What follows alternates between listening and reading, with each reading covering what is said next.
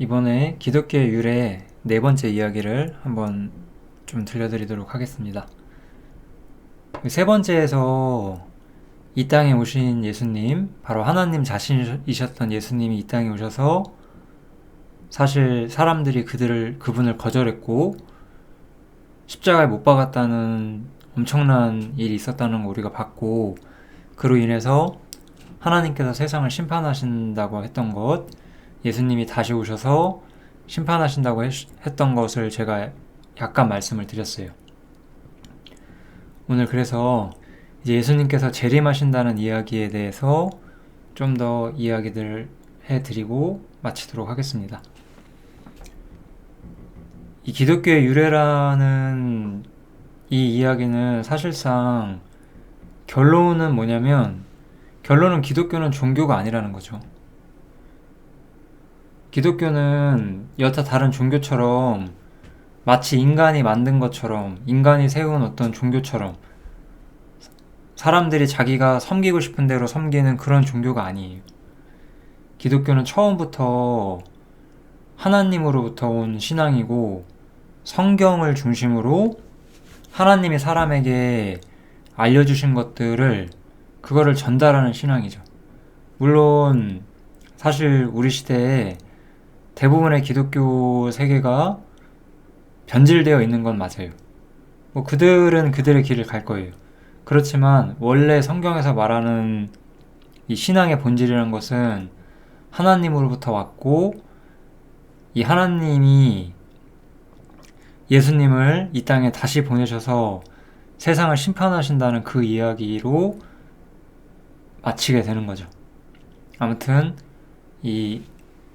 오늘은 재림하시는 예수님에 대해서 한번 이야기를 해보겠습니다. 그 예수님이 부활하셨을 때부터 오늘은 좀 이야기를 해봐야 될 것 같은데요. 예수님이 부활했을 때 저희라면 그 예수님의 제자들이에요. 예수님의 제자들이 예수님한테 물어요. 주님께서 이스라엘 나라를 회복하심이 이때입니까? 라고 물어봐요. 우리 두 번째 강의부터 하나님께서 이스라엘 나라를 회복하실 것이다에 대한 예언이 있었다는 이야기를 했었죠. 그래서 제자들이 이 문제를 질문을 해요. 제자들은 여전히 예수님을 이스라엘 나라의 메시아로 봤기 때문에 이제 부활하신 예수님이 이스라엘 나라를 회복시켜 주실 것인가, 그 문제에 대해서 굉장히 관심이 많았어요. 그런데 예수님께서는 무엇이라고 대답을 하냐면, 오직 성령이 너희에게 임하시면 너희가 권능을 받고 예루살렘과 온 유대와 사마리아와 땅끝까지 이르러 내 증인이 될 것이다. 그래서 이 제자들이 사실상 관심 있는 주제가 유대교였어요. 이 사람들은 유대교의 어떤 진리에 따라서 이스라엘이 회복되는 것을 기다리고 있었어요. 그런데 주님께서는 이제 나의 증인이 되어야 된다라고 해서 예수님을 전하는 신앙을 말하기 시작해요. 이게 사실 기독교라고 할 수가 있는 거죠. 하나님께서 하나님의 아들을 세상에 보내셨는데 세상이 그를 십자가에 못 박았고, 이제 그가 온 세상을 심판하실 것이다. 이것이 사실 기독교 신앙의 핵심이 되는 거예요. 거기서 너희들은 그 심판을 피하기 위해서 회개하고 하나님께 와서 구원의 은혜를 받도록 해라. 그게 이제 기독교의 핵심이 되는 거죠. 그래서 오늘 이제 유대교와 기독교라는 주제도 한번 정리를 마쳐야 되겠죠. 결국 유대교라는 것은 이스라엘이 메시아가 오면 우리나라가 다시 잘되고 세상 모든 나라가 우리에게 무릎 꿇을 것이다, 이렇게 기대했던 거잖아요. 그렇게 자신들의 영광을 기다리고 있다가 실제로 구원자가 이 땅에 왔을 때, 메시아가 왔을 때에는 오히려 그분을 거절하고 죽였다는 거죠. 이제 기독교는 그래서 무엇을 전하냐? 거절당하시고 죽으신 예수님이 이제 부활하셨다는 거예요. 그래서 이분께서 이제 모든 사람을 심판하시거나 혹은 용서하시고 구원하시거나 이런 분으로서 이제 제시가 되고 있고 그분이 지금 하늘에서 계시다가 다시 오실 것이다. 이거를 전하는 것이 바로 기독교예요. 여러분들은 기독교가 이런 것이라는 걸 들어보신 적이 있나 모르겠어요. 기독교라는 것은 우리가 TV에서 가장 많이 보는 것처럼 정치에 참여하고 사회에 참여하고 사회의 선을 이루는 그런 종교가 아니에요. 2000년 전에 인간이 십자가에 못 박은 예수라는 분이 있는데 그분이 바로 하나님 자신이셨고 이제 그분이 세상을 심판할 것이다. 너는 어디에 설 것이냐? 그거를 묻는 거예요. 기독교는 사회를 참여하는 종교가 아니에요.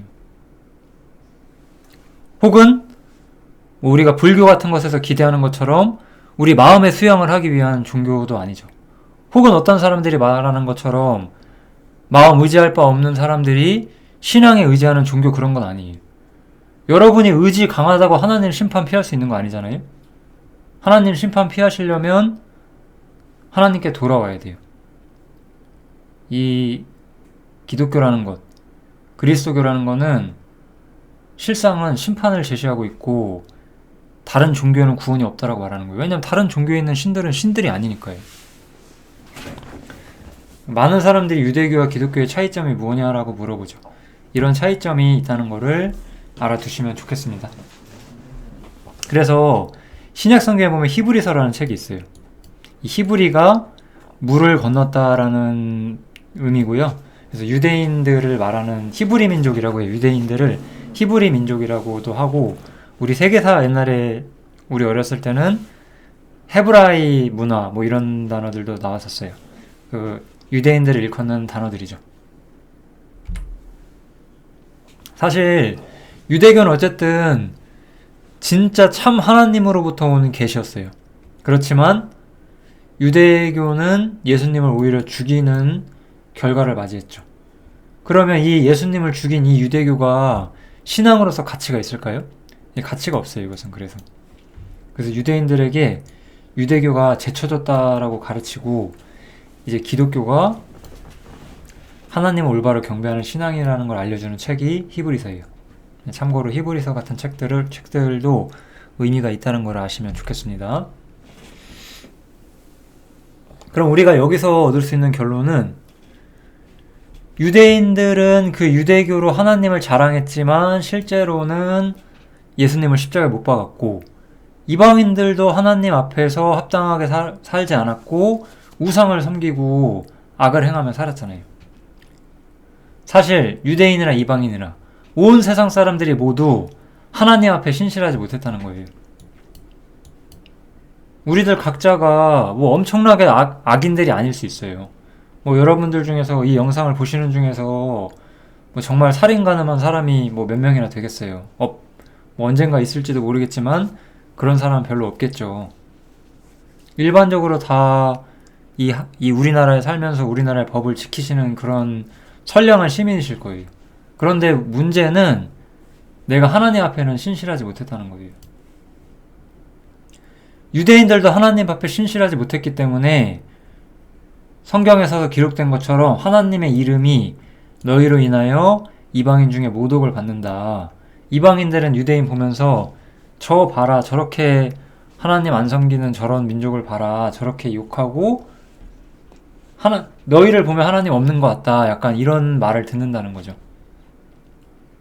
그렇게 유대인들이 하나님의 이름을 모독하게 되고 이방인들은 본질상 율법도 없었고 뭐 우상 숭배하지 말라는 그런 명령도 없었어요. 그렇지만 사람에게는 양심이 있고 이 양심은 증거가 돼서 우리가 하나님 앞에 신실하게 살지 않았던 모든 것들에 대해서 다 책임을 묻는다라고 말을 하는 거예요. 그래서 제가 이 기독교 의례 처음 이야기할 때 그리스에서 AD 50년 바울이라는 사람이 말했던 바로 그 이야기로 우리가 다시 한번 돌아가 볼게요. 그때 바울이 이렇게 이야기를 했죠. 알지 못하던 시대는 하나님이 허물치 아니하셨거니와 이제는 어디든지 사람을 다 명령하사 회개하라 하셨다라고 이야기를 하는 거예요. 왜 회개해야 되는 거죠? 회개는 내가 그동안 올바른 삶을 살지 않았다는 것을 시인하고 이제는 하나님께 돌아가야 되겠다라고 말하는 것이, 그것을 인정하는 것이 회개라고 볼 수가 있어요. 그럼 왜 회개해야 될까요? 유대인이나 이방인이나 모두 하나님 앞에 신실하지 못했으니까요. 여러분들도 다 하나님 앞에 신실하지 못했기 때문에 회개를 하고 하나님께 돌아와야 되는 거예요. 왜냐? 정하신 사람으로 하여금 천하를 공의로 심판하는 날을 작정하셨대요. 이 정하신 사람 이제 누군지 우리가 알 수 있겠죠? 바로 십자가에 죽으셨던 예수님이잖아요.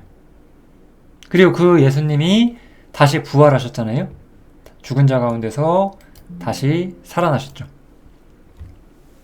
이것을 통해서 모든 사람에게 믿을 만한 증거를 주셨다고 하는 거예요. 이제 예수님께서, 십자가에 죽으셨던 예수님께서 심판하러 오신대요.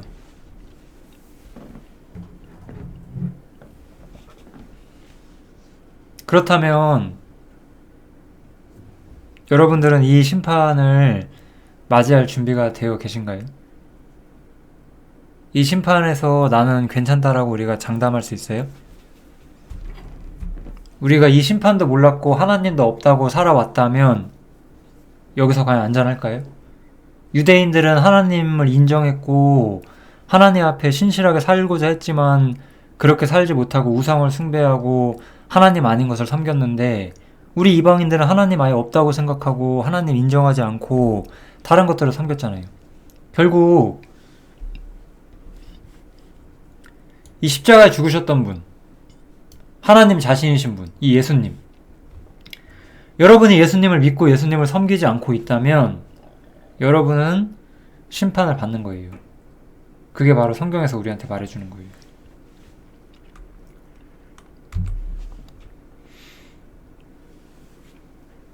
이제 이렇게 심판이 우리 앞에 남아있다는 것을 우리가 생각을 해야 되고, 제가 이제부터 좀 드릴 이야기는 심판이 어떻게 올 것이냐에 대해서 간단히 말씀을 드려볼게요. 먼저 처음에 우리가 봤던 질문을 다시 한번 생각을 해요. 이스라엘 나라를 회복하심이 이때이니까 여전히 유대인들은 이스라엘이 회복될 것에 대한 기대가 있었어요. 그리고 성경에서 하나님께서 분명히 약속하셨잖아요. 이스라엘을 회복하시겠다고. 그렇다면 유대인들이 예수님을 십자가에 못 박았다고 해서 이스라엘이 버려지겠느냐? 하나님이 자기 백성 이스라엘을 버리시겠느냐라고 물은 거고, 그럴 수가 없다라고 성경에서는 말을 하고 있어요.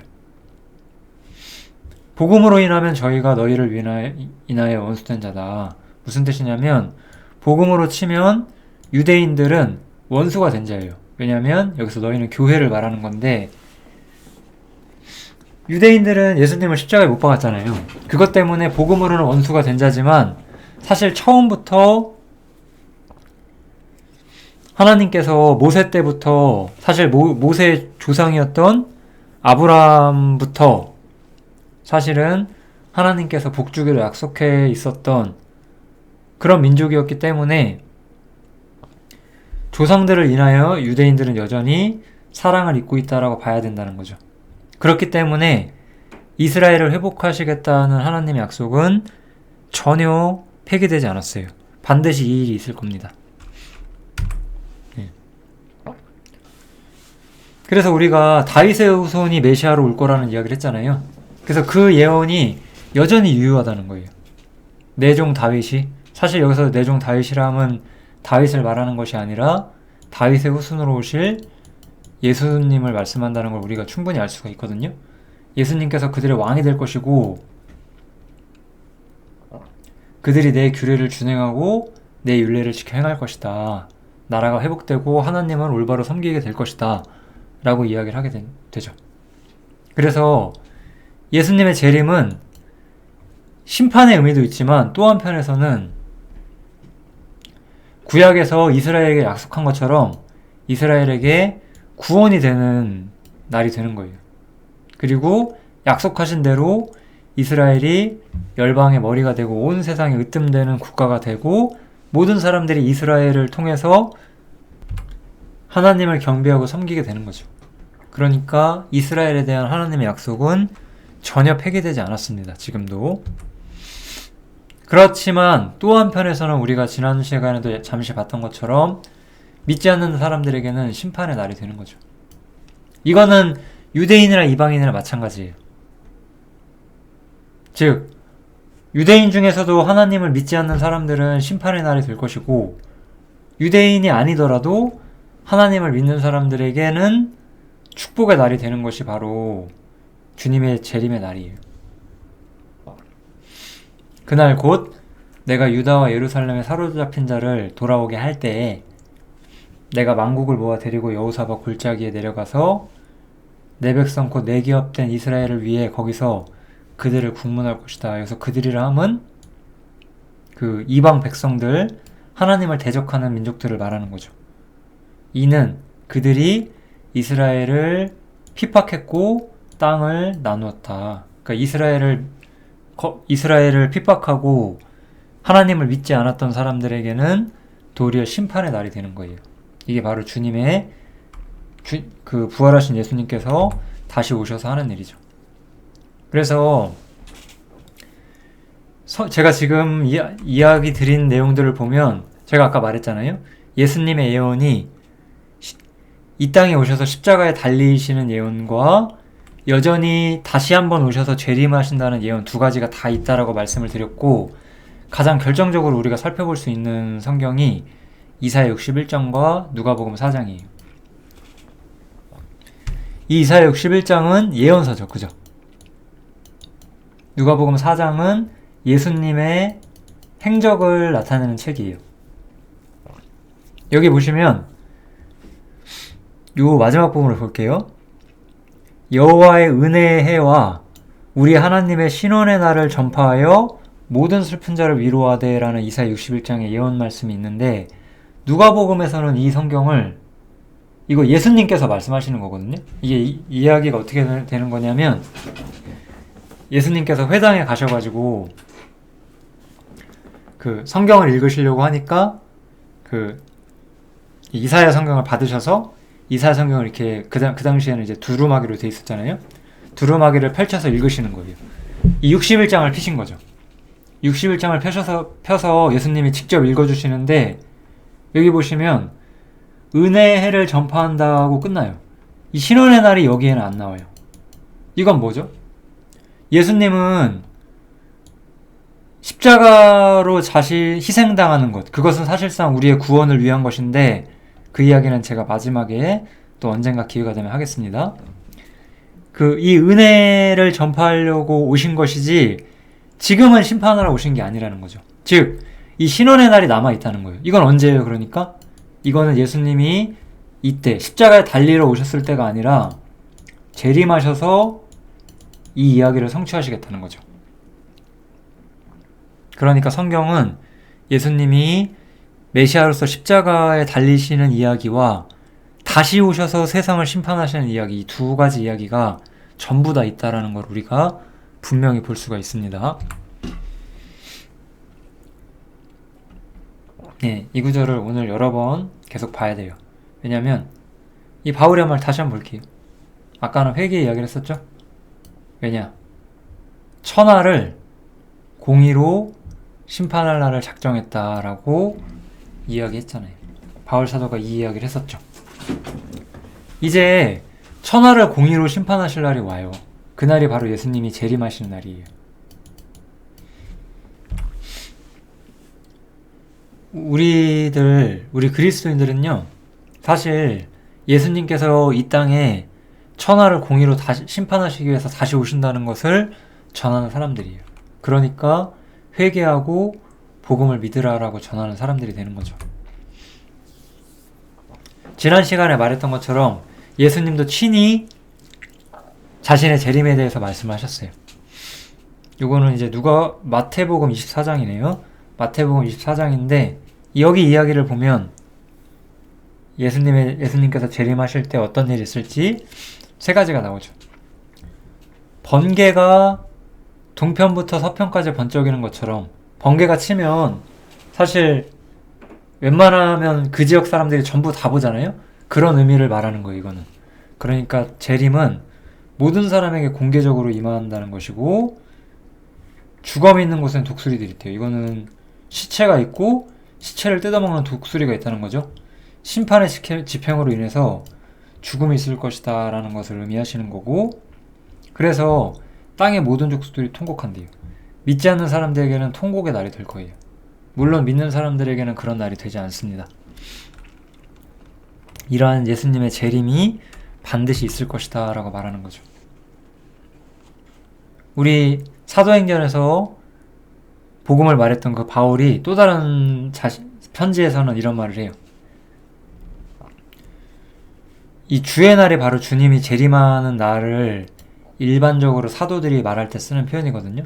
주의 날은 밤에 도적같이 이를 거래요. 여기서 도적같이 이른다는 거는 이런 느낌이죠. 예상치 못하게, 대비하지 못했을 때 왔다는 의미가 되는 거죠. 저희가 평안하다 안전하다 할 그때에 잉태된 여자에게 해산고통이 이름과 같이 멸망이 호련히 임한다 라고 말하죠. 사람들이 이 세상이 살만하고 좋고 평화롭고 즐겁다라고 생각하는 때, 생각지 못한 때에 주님이 바로 심판하러 오실 것이다 라고 이야기를 하고 있어요. 우리 바울 말고 베드로라고 하는 사도도 있거든요. 이 베드로라는 사도도 이 재림에 대해서 언급을 해요. 이 베드로는 또 어떤 반대를 부딪혔어요. 어떤 사람들이 말하기를, 가로대가 말하기를 이잖아요. 어떤 사람들이 말하기를 주님이 강림하신다는 약속이 어디 있냐, 이렇게 재림을 부인하는 거예요. 조상들이 잔으로부터 만물이 처음 창조할 때와 같이 그냥 있다. 그러니까 재림도 없다. 이렇게 말한 거예요. 근데 이건 무엇이냐? 여기 보면 굉장히 중요한 말을 하나 하고 있죠. 하늘이 예적부터 있는 것과 땅이 물에서 나와 물로 성립한 것도 하나님의 말씀으로 된 것을 저희가 일부러 잊으려 하는 것이다 라고 말을 하고 있어요. 그래서 재림을 부정한다는 것은 사실 하나님이 창조주이고 태초에 온 세상을 만드셨다는 것도 거부하는 것이고 성경을 인정하지 않는다는 의미가 되는 거예요. 재림은 결코 부정되어서는 안 되고 반드시 있을 일입니다. 그리고 여기 보면 재림을 부정한다는 것은 사실 창조도 부정하는 것이다 라고 이야기를 하죠. 그래서 우리가 창조 이야기를 제가 여기서 조금 드려보도록 할게요. 창세기 1장에 보면 이렇게 천지창조에 대한 이야기가 나옵니다. 그냥 그림으로 대체할게요. 6일 동안 있었다는 걸 제가 좀 말씀드리고 싶었고요. 첫날에는 빛이 있었고, 그 다음에 하늘의 궁창을 만드시고 땅을 만드시고, 그 다음에 일월성신이라고 하거든요. 해와 달과 별, 그 다음에 그 동물과 사람, 이런 여러가지 순서로 이렇게 천지창조가 일어나게 돼요. 여기서 우리는 한 가지만 잘 생각해 보시면 돼요. 하나님께서는 말씀으로 온 세상을 창조하셨고 그 창조는 6일이 걸렸다라고 성경은 분명히 말을 하고 있습니다. 어떤 사람들은 현대과학과 이것이 맞지 않는다라고 말을 하고 있어요. 그런데 현대과학은 결국은 이 세상에 있는 무언가의 증거, 나름대로 그분들이 보고 있는 증거를 통해서 추정하는 거잖아요. 뭐 제가 여기서 과학을 부정하고자 하는 건 아니고, 저도 뭐 인력이 있고 전자기력이 있고 이런 건 다 인정하거든요. 근데 중요한 것은 그 인간들이 추정하는 모든 게 다 맞지 않을 수도 있다는 거죠. 중요한 것은 성경은 하늘이 옛적부터 있고 땅이 물에서부터 나왔다는 거, 이 땅이 물에서부터 나왔다는 게 이걸 말하는 거예요. 3일차. 이것도 다 성경 말씀에 있단 말이에요. 즉, 저는 사람이 말하는 과학보다 성경 말씀이 훨씬 더 믿을 만하다고 저는 생각합니다.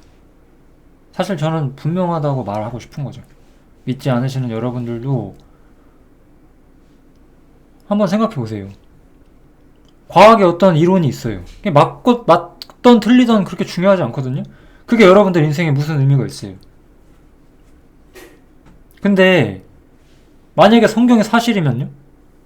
만약에 성경이 진짜면 여러분이 대비하지 않으면 여러분의 영혼은 어디로 가는데요? 과학에서 무슨 이론이 있는데 무슨 그 이론이 맞고 틀리고가 우리 삶에 뭐 그렇게 의미 없잖아요. 성경은 그런 것들에 대해서 관심이 없어요.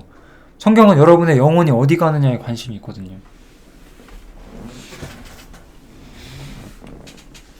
하나님은 창조주시고 수없이 많은 예언과 하나님의 섭리들을 제가 3일 동안 지금 이 네 번째 이야기에서도 말씀드리고 있어요.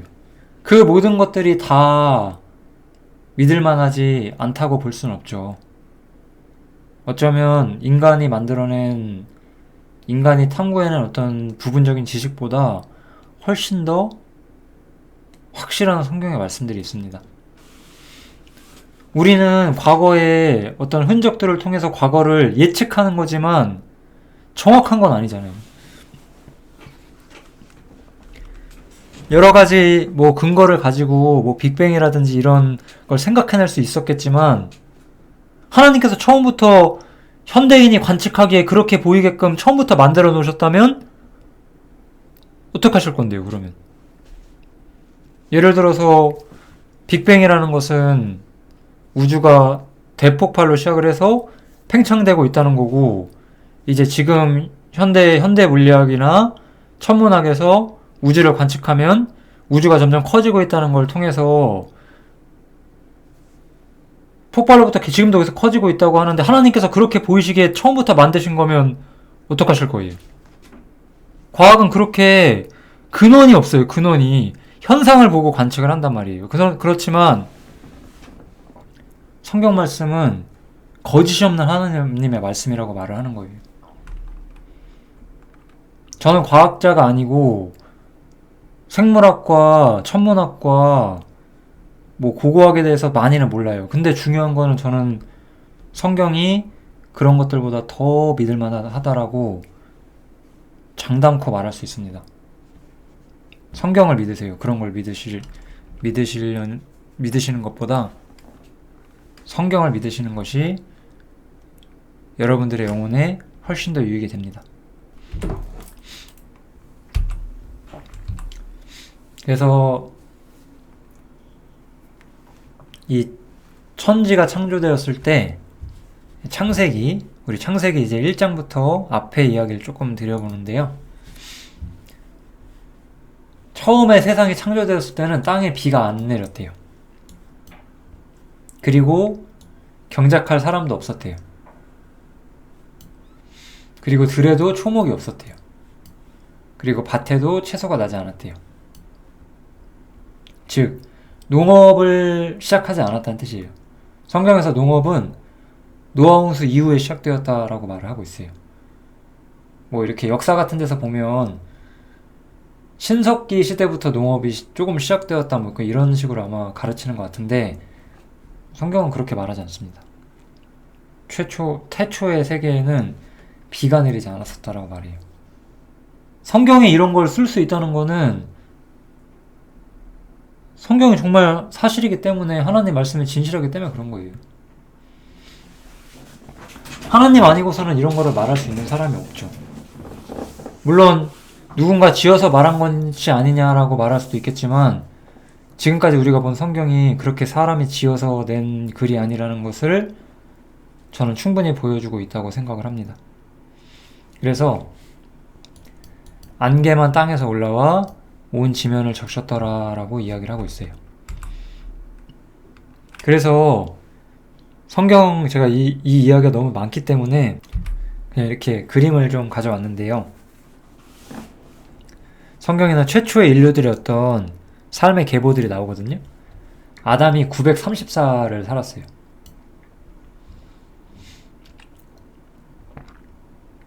여기 보면 무드셀라라는 사람은 969세를 살았고 상당히 장수했습니다.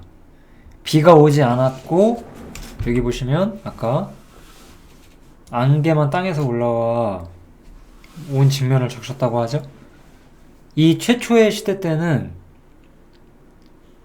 인류가 상당히 장수했었다라고 성경은 말해요. 이런 것도 너무 신기하죠. 이게 왜 이런 거 100% 말이 안 된다라고 말하겠죠. 인간 수명이 어떻게 100몇십 기껏 해봤자 100살인데 어떻게 이럴 수가 있냐. 말이 안 된다. 반대로 생각해보면 그렇죠. 말이 안 된다면 사람이 쓴 거라면 그렇게 안 써놨겠죠. 사람이 쓴 게 아니니까요. 이 성경책은. 그냥 있는 그대로 하나님께서 모세에게 말한 것들을 모세는 그냥 받아 적은 거예요. 모세는 자기도 이해할 수 없었지만 하나님께서 처음에 아담을 창조하셨고 아담이 930세를 살았다라고 말씀해 주셨으니까 모세는 그렇게 받아 적었다는 거죠. 그래서 이런 일이 있다가 이 물심판, 여기 보면 이 홍수를 말하는 거죠. 홍수가 있었다라고 말을 해요. 이때 뭐 홍수에 대해서는 뭐 제가 자세히 말은 하지 않을게요.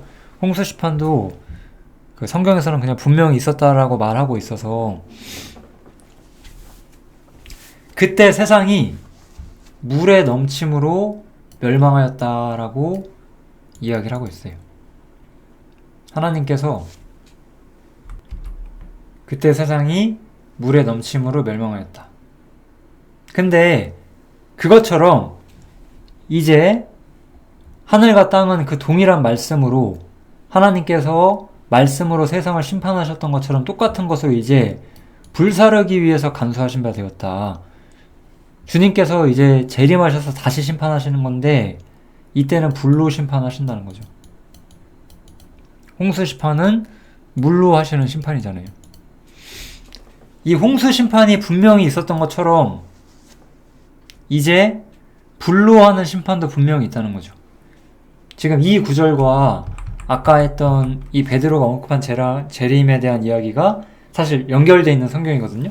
그래서 어떤 사람은 주님이 재림하시는 일이 없다라고 주장을 했던 거예요.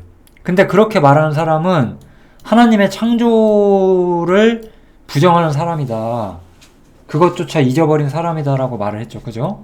재림을 부정한다는 것은 하나님 창조주이신 것도 부정하는 것이다. 이제 그런 사람들에게 하나님은 그 당시에는 물로 심판한 것처럼 이제는 불로 다시 심판할 것이다 라고 말씀하시면서 재림은 분명히 있다라고 말하고 하나님을 부정하는 사람들이 그날 심판을 당할 것이다 라고 이야기를 하는 거예요. 그 홍수 심판에 대해서 그냥 우리가 도덕적인 교훈만 좀 살펴보면 그 당시를 말하는 거예요. 이건 창세기 6장인데요. 하나님께서 사람의 죄악이 세상에 넘쳐나는 걸 보셨대요. 그 마음속이 악한 것을 항상 보셨대요. 하나님 보시기에 그렇다는 뜻이에요. 그래서 내가 창조한 사람들을 내가 쓸어버린다라고 해서 심판을 계획을 하시는 거예요. 왜? 아까 우리가 본 것처럼 세상이 하나님의 말씀으로 된 것을 풀어 잊었기 때문에 이 고대에 이 홍수 심판이 언제 있었죠? 요때. 여기 보시면 여기 어떤 또 친절하신 분이 만들어놨죠? 아담 사후 124년. 즉 아담이 세상에 나타나고 나서 합쳐서 1050년이죠. 대략 1054년이잖아요. 정확히는.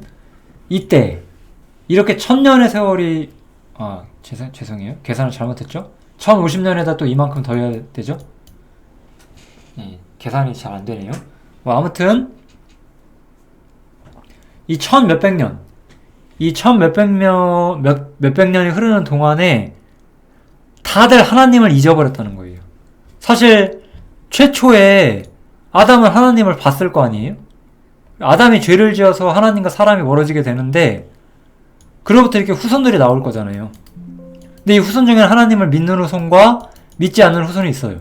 그럼 믿지 않는 후손들의 후손은 계속 하나님을 안 믿는다라고 가정했을 때, 뭐 아닐 수도 있을 거예요. 우리 시대에 그런 것처럼. 아무튼 하나님을 믿는 사람들은 점점 줄었고, 여기에 사람의 제약이 세상에 관영하다는 말은 하나님을 인정하고 하나님을 신앙하고 하나님을 믿고 하나님의 말씀과 뜻을 쫓아 살고자 하는 사람이 세상에 거의 없어졌다는 뜻이 되는 거죠. 사실상 노아밖에 없었다라고 우리가 인정할 수밖에 없는데, 아무튼 그 정도로 세상이 악해졌다는 거예요. 이건 어떤 뭐 도덕적으로 얼마나 이 사람들이 퇴폐해졌느냐 이런 건 성경에서 말하지 않고 있어요. 우리가 여기서 확실히 알 수 있는 것은 세상이 하나님의 말씀으로 된 걸 잊어버렸다는 거예요. 하나님을 잊어버린 세계 속에 살고 있다는 거예요. 여러분들은 악이 뭐라고 생각하세요? 하나님을 잊어버리고 하나님 없다고 생각하고 사는 것이 바로 악이라고 성경은 말하는 거예요. 하나님이 정말 계시니까. 우리의 창조주시니까요. 하나님을 인정하지 않는 것은 우리의 뿌리를 부정한다는 거죠. 하나님께서는 그것을 악하게 보시는 거예요. 그리고 이렇게 하나님을 떠난 사람은 도덕적으로도 악을 행해요. 우리가 우상숭배는 항상 악과 연결되어 있다는 것도 볼 수가 있어요. 예를 들어서 사실 대부분의 우상숭배에는 사람을 희생제물로 삼는 스타일의 제사들이 대부분 있어요. 사람을 그렇게 죽이는 것이 선한 일이 아니거든요. 한국에도 효녀심청 이야기가 있죠. 젊은 여자를 물속에 빠뜨리면 바다가 분노를 멈출 리가 없거든요. 근데 그렇게 하잖아요. 사람 그냥 하나 물에 빠져 죽여버리는 살인이잖아요. 잘못된 종교는 항상 잘못된 생활 방식과 잘못된 가치관과 잘못된 선악에 대한 관념들이 있기 마련이라는 거예요. 어쨌든 세상은 하나님을 잊어버렸고 하나님 없는 세계를 만들어 왔어요. 그럴 때 이 홍수에서 노아라는 사람 하나가 하나님 앞에서 믿음을 지킨 사람으로 나와요. 이 노아는 의인이었다. 믿는 사람들 우리가 의인이라고 많이 말을 해요. 그리고 그 당시에 하나님 앞에서 온전히 살았다라고 이야기를 하고 있죠. 그래서 그는 하나님과 동행하는 사람이었어요. 하나님의 뜻을 쫓고 하나님께 순종하고자 하는, 모든 사람들이 그렇게 살지 않을 때 하나님을 쫓았던 사람이었다는 거예요. 그래서 하나님께서 노아한테 말씀하세요. 내가 세상 모든 것을 심판할 것이다. 그렇지만 너를 위해서 방주를 지어라 라고 말을 해요. 이 방주는 배예요. 세상에 비가 내리는데 비로 인해서 대홍수가 나고 이 땅에 있는 땅 모든 것이 물에 잠기게 될 때 너는 방주를 지어라. 그리고 이 방주에 타서 살아남아라. 그렇게 구원을 얻어라 라고 하나님께서 말씀을 해주세요. 즉 우리는 이제 여기서 무슨 이야기를 볼 수 있는 것이냐, 하나님의 심판 가운데서 구원을 받는 사람이 있을 수가 있다는 이야기를 하는 거예요. 기독교는 이 구원에 대해서 우리한테 전하고 있는 거예요. 히브리서라는 성경에서는 또한 이렇게 말을 해요. 믿음으로 노아는 보지 못한 일이 뭐죠? 홍수잖아요. 홍수가 날 것이다 라는 경고를 받았어요. 그 일에 대해서 경고를 받았지만 하나님을 믿었고 하나님을 경외했기 때문에 하나님 말씀을 듣고 방주를 예비했다. 그래서 그 집을 구원하였다라고 말하죠. 우리도 마찬가지예요. 저는 분명히 여러분한테 말씀드리고 있어요. 이제 예수님께서 재림하셔서 심판한다. 그것도 보지 못하는 일이잖아요. 보지 못하는 똑같은 경고인 예수님의 재림과 심판을 우리가 말씀드리고 있잖아요. 그러면 여러분도 안전장치를 예비해야 되죠. 이제는 방주가 아니라 예수님을 믿는 문제가 되는 거예요. 그래서 그렇게 사실 예수 믿어라 이런 말이 나오는 거예요. 어떤 점에서 예수 믿고 천국 가자 이렇게 전하는 사람들이 있는 이유가 있을 수밖에 없어요. 그거는 그분들이 얼마나 알고 전하는지 모르겠지만 뭐 정확히 전달하고 있다면 사실이긴 하죠.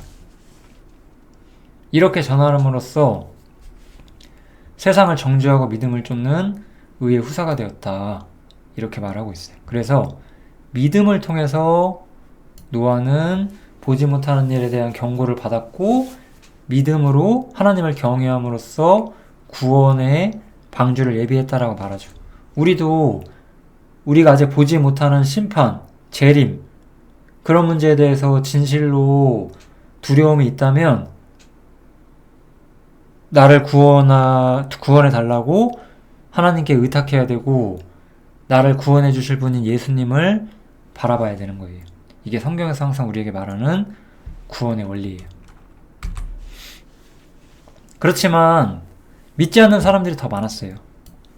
노아의 때에 된 것처럼 인자의 때에도 그럴 것이다 라고 하면서 노아의 때 어때요? 노아가 방주에 들어가던 날까지 사람들은 먹고 마시고 장가들고 시집가더니 라고 말하죠. 여기 보시면 어때요? 무슨 대단한 악을 행했다고 말하지 않아요. 하나님을 경외하는 사람들이 없어진 거예요. 다 하나님 섬기는데 관심 없고 자기 자신에게만 관심이 있었던 거예요.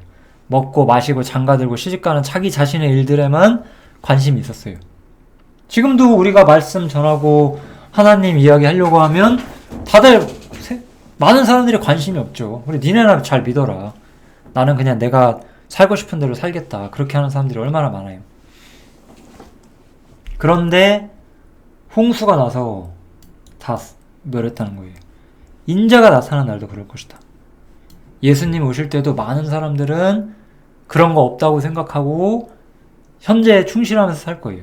그러다가 아까 도적이 오는 것처럼 예상치 못할 때 갑자기 심판이 들이닥치게 되고 심판을 받게 되는 거죠. 바울이 또 사도행전을 보면은 또 이런 이야기가 나와요.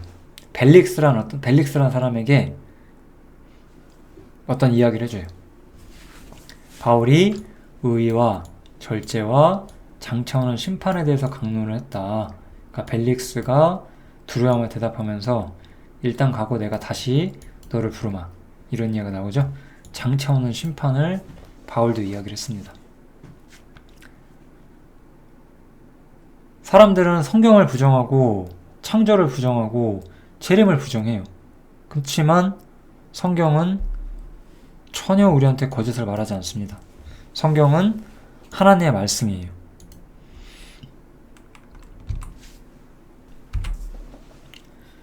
홍수는 그 자체로 하나님의 심판과 구원에 대한 어떤 확실한 증거가 되는 사건이었어요. 같은 원리로 또 심판과 구원이 있을 것이기 때문에 그런 거예요. 여기 보시면 이렇게 말을 하죠. 그들은 믿지 않는 사람들을 말하는 거거든요. 그들은 노아의 날 방주 예비할 동안 노아가 방주를 하루아침에 만드는 게 아니라 되게 오랜 세월 만들거든요. 뭐 100년 넘게 만들어요. 그것들을 봤는데 사람들은 다 저 노아 쟤 미쳐가지고 저러고 있다. 세상에 비가 안 오는데 무슨 하늘에서 비가 온다고 배를 만들고 있냐 이렇게 생각하겠죠. 이 당시에는 아까 우리 말씀 봤잖아요. 그 당시에는 비가 내리지 않았고 안개가 땅을 적셨다고.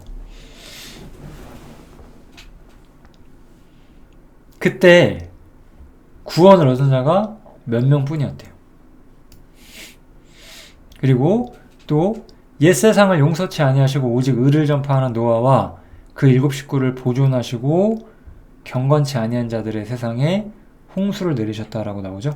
즉 이렇게 보존당하고 구원을 얻은 자와 경건치 아니한 자들의 세상에는 홍수가 내려졌잖아요. 확실히 노아와 그 식구들 8명은 구원을 받고 나머지 사람들은 심판을 받게 됐습니다. 이것이 분명한 역사로서 성경은 이야기를 하고 있고 예수님도 이것이 추후에 거짓없는 사실이라고 말씀을 하시고 계시죠. 제가 처음부터 말씀드렸어요. 기독교는 종교가 아니라고. 기독교는 종교가 아니라 사실상 유일한 구원의 길이에요. 왜 우리가 다른 종교를 우상숭배라고 말할 수밖에 없냐면 다른 곳에는 구원이 없어요. 왜냐면 다른 종교가 노아홍수 말했나요? 다른 종교가 하나님의 아들이 세상을 심판하러 재림하러 온다고 말해요? 안 하잖아요. 불교에서 말하는 것처럼 내가 마음 수용을 하면 내가 이 심판을 피할 수 있을 것 같아요? 추호도 어림이 없죠. 절대 안 되죠. 다른 이로서는 이 구원 얻을 방법이 없어요. 나를 심판하시는 분은 하나님이고 예수님이기 때문에 나를 용서하실 수 있는 분도 하나님과 예수님밖에 없어요. 그러니까 우리는 하나님께 용서를 구해야 되고 하나님이 우리를 구원해 주시라고 하나님께 우리의 영혼을 맡겨야 돼요. 다른 방법으로는 구원이 없습니다. 우리는 누가 생각하는 것처럼 마음 약해서 기독교를 믿는 게 아니에요. 저는 웬만한 세상 사람보다 저는 더 성격이 강직한 편이거든요.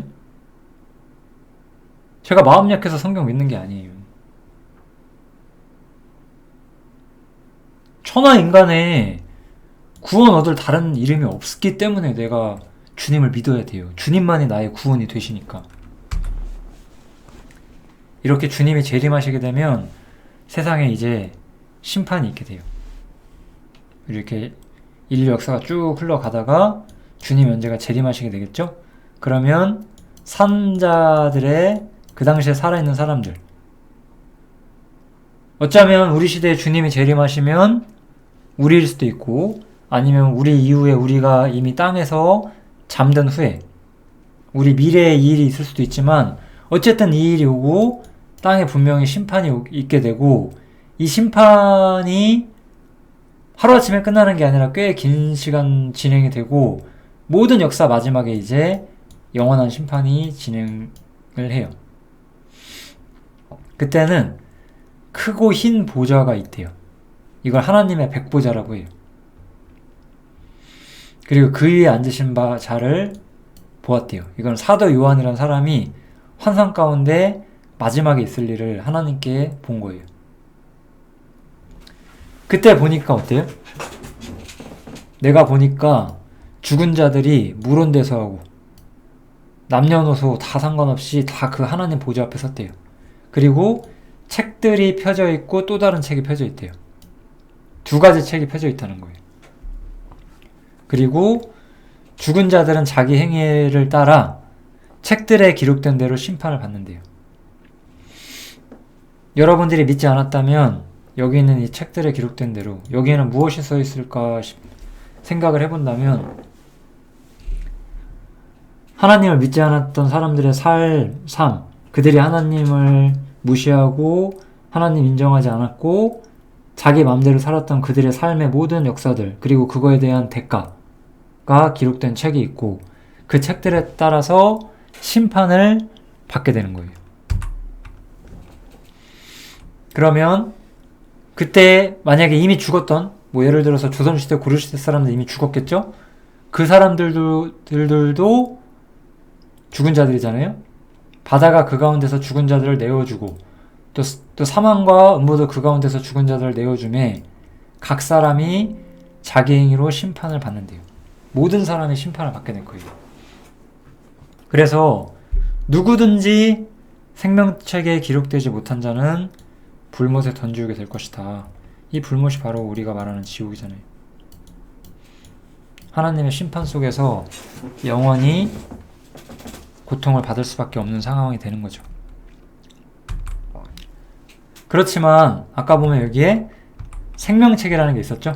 하나님을 믿는 사람들은 이 생명책에 그 이름이 기록되어 있다라고 말해요. 여기 보시면 생명책에 기록되지 못한 자가 불못에 가는 거기 때문에 저같이 믿는 사람들은 생명책에 그 이름이 기록이 되어 있다는 거예요. 그래서 이렇게 생명책에 이름이 기록된 사람들은 하나님과 영원히 함께 거한다라고 말하죠. 그래서 저희는 하나님의 백성이 되고 하나님은 친히 저희와 함께 계셔서 모든 눈물을 씻기심에 다시 사망이 없고 애통하는 것이나 고통하는 것이나 아픈 것이 다시는 있지 않을 것이다. 왜냐하면 이 처음 세상, 죄로 인해 망가진 이 처음 세상들은 끝나버리기 때문에 이제 영원한 위로와 기쁨과 영원한 하나님의 나라 속에서 영원한 축복 가운데 우리가 살 것이다 라고 말을 하는 거예요. 그러면 이제 우리는 어디로 가야 될까요? 여러분의 결말은 어디면 좋겠어요? 영원한 심판이시길 바라세요? 아니면 영원한 위로와 기쁨이시길 바라세요? 이 영원한 위로의 기쁨에 나를 보내줄 수 있는 분은 예수님밖에 없어요. 그러니까 우리가 예수를 믿으라고 하는 거예요. 여러분이 마음 수양한다고 해탈을 한다고 해서 여기 갈 수 있는 것도 아니에요.